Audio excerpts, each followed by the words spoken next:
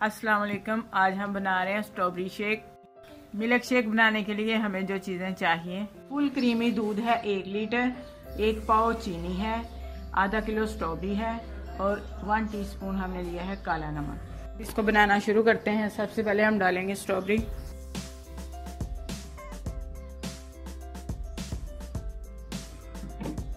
अब चीनी डाल देंगे,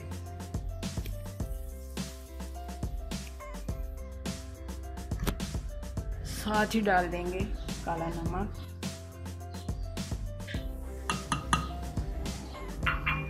और अब डालेंगे दूध। हमने कच्चा दूध लिया है, आप उबला हुआ दूध भी इस्तेमाल कर सकते हैं, डब्बे का दूध भी इस्तेमाल कर सकते हैं। स्ट्रॉबेरी का मिल्क शेक बहुत ही मज़ेदार बनता है और ये बहुत जल्दी बन जाता है, 1-2 मिनट में रेडी हो जाता है।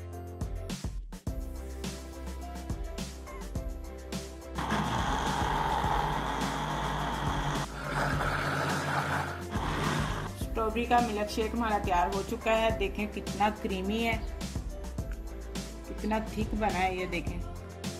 आप इसे ज़रूर ट्राई करें कि आपको कैसा लगा है, और रमज़ान में ज़रूर बनाएं और हमें कमेंट्स करके बताएं कैसा लगा।